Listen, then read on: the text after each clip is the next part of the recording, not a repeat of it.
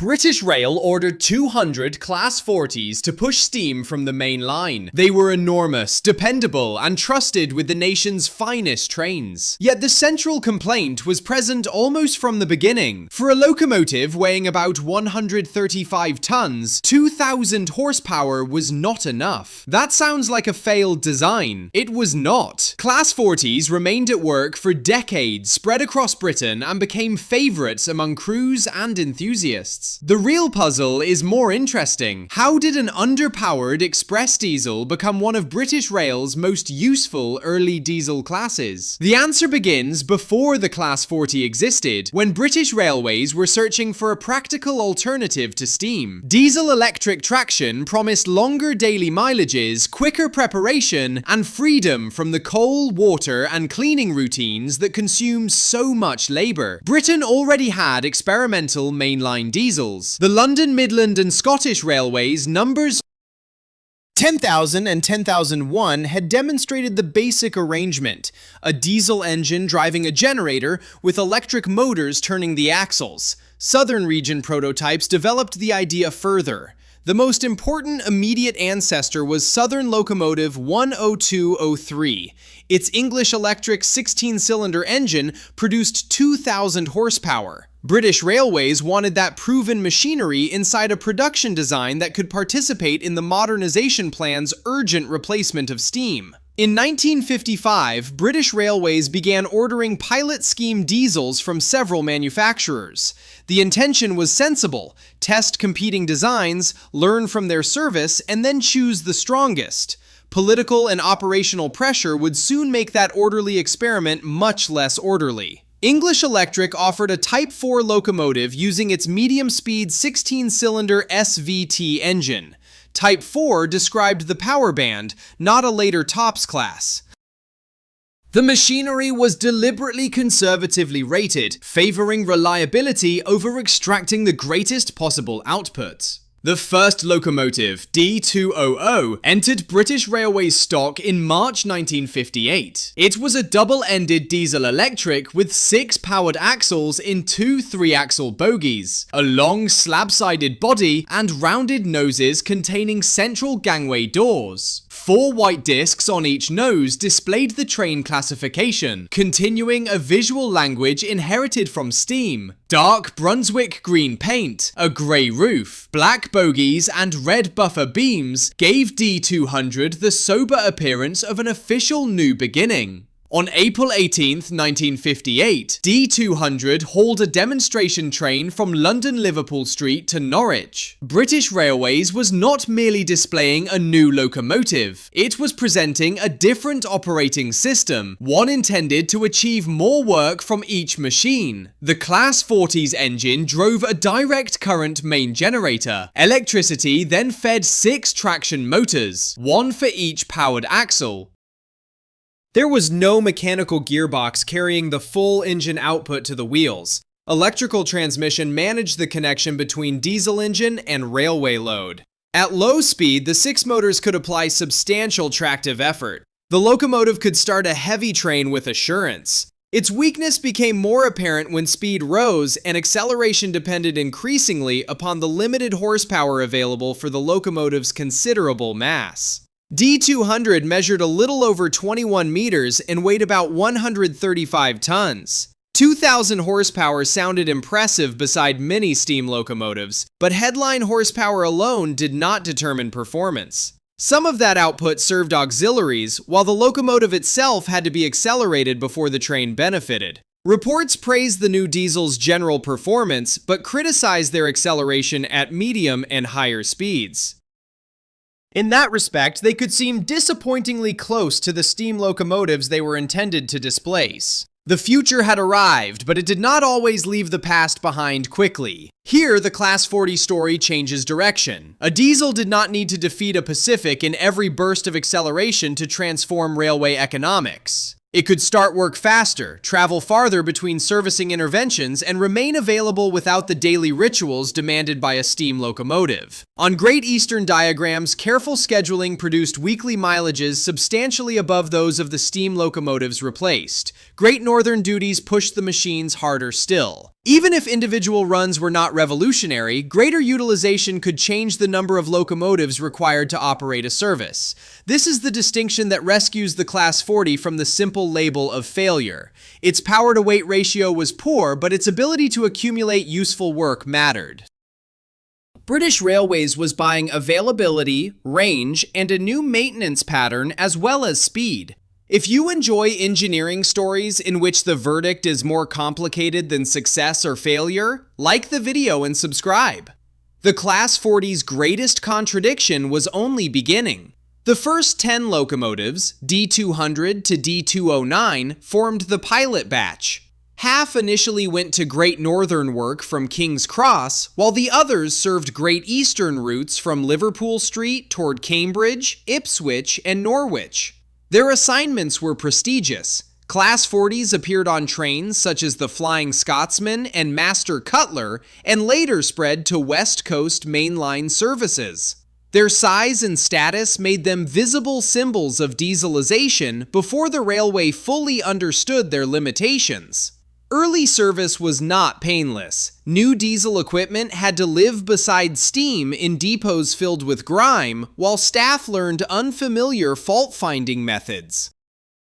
Maintenance facilities and spare parts systems had not instantly transformed simply because new locomotives had arrived. Train heating boilers caused particular trouble. Passenger coaches still required steam for heating, so a diesel locomotive carried a boiler solely to supply the train. The future locomotive therefore had to support equipment belonging to the steam-heated railway it was replacing. Failures on important services damaged confidence. In the autumn of 1958, substitutions and breakdowns affected Great Northern diagrams, including the Flying Scotsman. Such episodes mattered because the new traction had been sold not merely as experimental machinery, but as the route away from steam. Yet British Railways did not wait for a clean, multi-year comparison. Pressure for rapid modernization encouraged large orders, while the pilot scheme was still yielding evidence. English Electric received orders for another 190 locomotives, taking the eventual total to 200.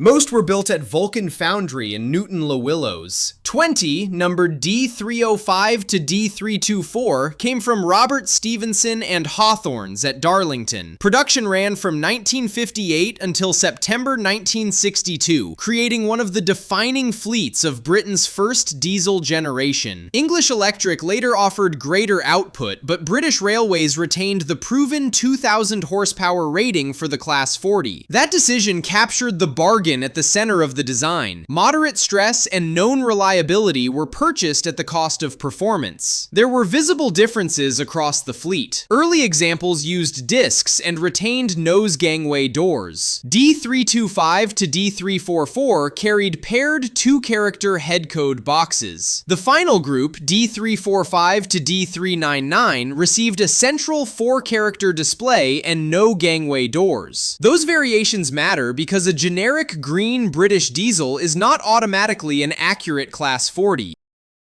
The long body, rounded nose, cocoa bogies, grille arrangement, and correct head code treatment must agree with the chosen number and period. Safety changes altered their appearance again. Yellow warning panels began appearing on the noses, later expanding into full yellow ends. Green eventually gave way to corporate rail blue, while tops renumbering in the 1970s transformed the D-series identities into the 40001 to 40199 sequence. D200 became 40122 rather than 40001 because the renumbering sequence accommodated a gap created within the fleet. The Pioneer's changing number is a reminder that Class 40 history cannot be read simply from construction order once later identities are involved.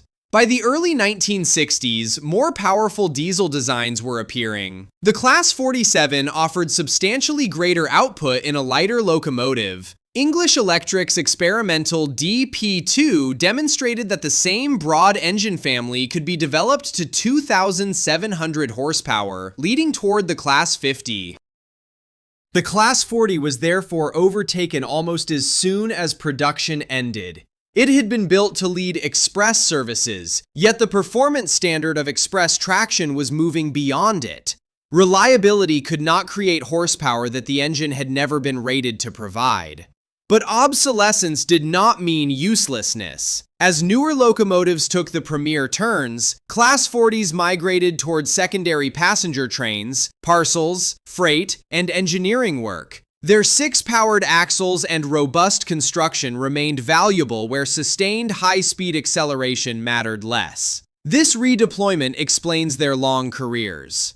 A railway contains far more work than top-link expresses. Heavy trains must be started, parcels moved, relief services covered, and freight carried across routes where dependable adhesion may be more valuable than a sparkling timetable performance. The locomotive's famous whistle-like turbocharger sound also gave the class its enthusiast nickname, Whistlers.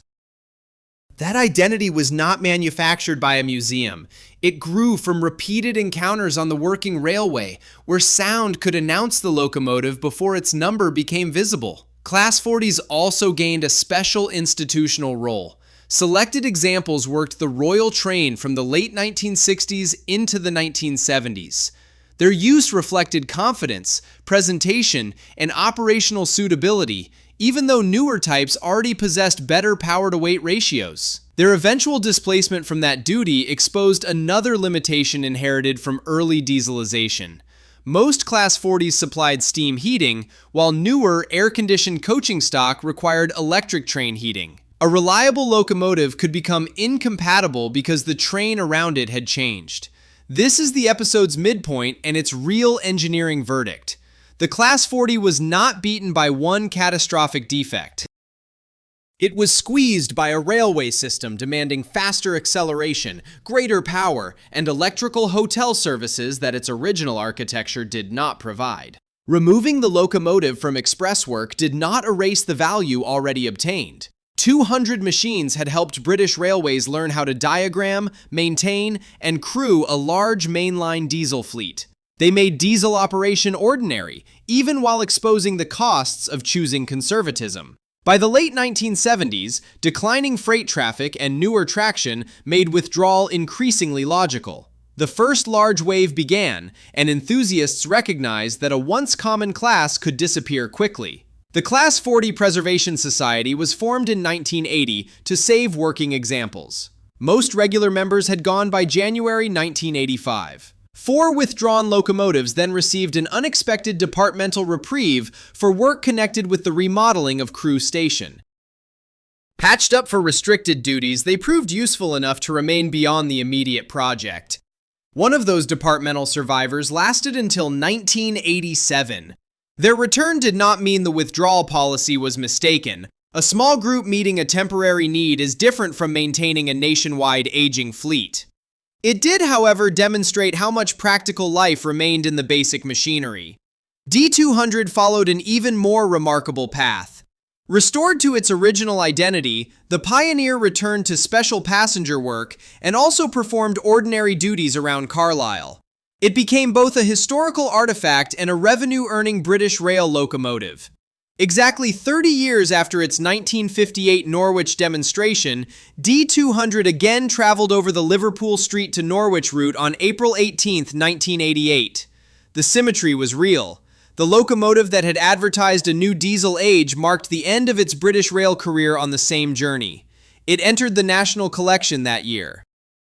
6 other complete Class 40s were also preserved, making 7 survivors from the original 200. Their survival allows different nose styles, liveries, and later careers to be studied, rather than compressed into one idealized museum image. Preservation can nevertheless distort memory. A polished green locomotive on a heritage railway naturally recalls prestige expresses. Far less glamorous blue-era freight, parcels, and departmental work is equally especially important because those duties explain how an allegedly obsolete design remained useful for so long. The Class 40 was heavy because British diesel engineering still carried conservative structural assumptions and proven medium-speed machinery. It was underpowered because reliability was prioritized while performance requirements were rising. It lasted because railways reward usefulness across many duties, not perfection in only one. Its 2,000 horsepower should therefore be judged against two different questions.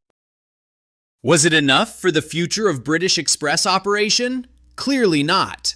Was it enough to create a dependable locomotive that could accumulate work, migrate between roles, and serve for decades? The record says yes. The class also reveals the danger of treating modernization plan traction as a simple contest between good and bad designs. British Railways was changing locomotives, depots, heating systems, staff skills, diagrams, and expectations simultaneously. A machine could succeed in one layer while becoming obsolete in another. D200's preservation adds a final irony. The locomotive survived not because it remained the strongest performer, but because it had become evidence, the first member of a fleet that helped make mainline diesel traction normal, complete with every compromise of that hurried transition. For the next documentary, should we examine the Class 47's greater power, the Class 50's more ambitious English electric engine, or the Class 37's extraordinary longevity? Tell me your choice in the comments and subscribe for the result. The Class 40 was neither the express revolution promised in 1958, nor an embarrassing dead end. It was a reliable, over-heavy bridge between experimental diesel traction and the higher-powered railway that followed, a locomotive too weak for the future, yet useful enough to help build it.